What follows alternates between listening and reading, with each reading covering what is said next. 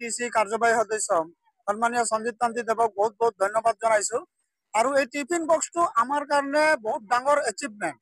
আৰু এই টিফিন বক্সটো যিটো দিলে যে আজিলৈকে ইমান চৰকাৰ আহিছে বা গল নেতা মন্ত্ৰী ভাল আহিছে বেয়া আহিছে, কিন্তু আমাৰ যি মজদুৰে যে কাম কৰে বগানত সিহঁতৰ খাদ্যক লৈ ফালে সিহঁতৰ স্বাস্থ্যক লৈ ফালে কোনোদিনে কোনো চিন্তা কৰা নাছিলে। আৰু এই চিন্তাটো আজি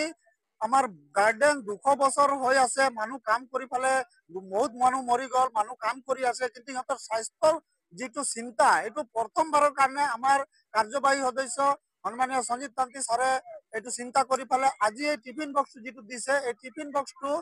মোটামুটি 12-13 ঘণ্টা আমাৰ যিটো দুপৰীয়াৰ খাদ্য সেইটো গৰম ৰাখিব, বেয়া নহ'ব। আৰু এনেকুৱা হৈ আছিলে আগতে যে মানুহবোৰে খাদ্য লৈ গৈ আছিলে দুপৰীয়াৰ কাৰণে, কিন্তু বেয়া হৈ যায়। কিছুমান মানুহ ভোকত বেয়া খাদ্যটো খাই কাম কৰিব লগা হয়, কিছুমানে পেলাই দিয়ে, তাৰ কাৰণে আমাৰ স্বাস্থ্য বেয়া হয়, ভোকত থকাৰ কাৰণেও স্বাস্থ্য বেয়া হয়। আৰু এই আমাৰ স্বাস্থ্যৰ প্ৰতি যিটো চিন্তা কৰি আমাক এই টিফিন বক্সটো প্ৰদান কৰিলে আজি গভৰ্ণমেণ্টে বা সঞ্জিত কান্তিৰ নেতৃত্বত আমি যিটো এই টিফিন বক্স পালো, সেইকাৰণে বিশেষ তেখেতক আমি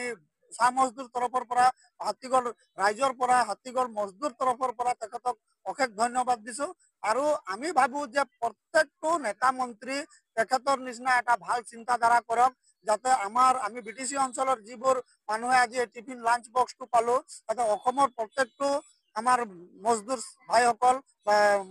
মহিলাসকল চবেই এইটো বস্তু পাওক, অসম চৰকাৰে এইটো লৈ অলপ চিন্তা কৰক। আমি তাকেই মই অলপ আগতে কৈ গলো যে যিটো বিটিচি চৰকাৰে আমাক যি এটা চিন্তা কৰি ফালে আমাৰ স্বাস্থ্যক লৈ ফালে যিটো চিন্তা কৰি এই লাঞ্চ বক্সটো আমাক প্ৰদান কৰিলে, তো মই ভাবো অসম চৰকাৰো যাতে অসমৰ যিমান কেইখন চাহ বাগিচা আছে আমাৰ মজদুৰ ভাই ভণ্টিসকল, মা দেউতাসকল, সিহঁতৰো স্বাস্থ্যৰ প্ৰতি চিন্তা কৰি এই এনেকুৱা ধৰণৰ যদি বা ইয়াতছে আৰু যদি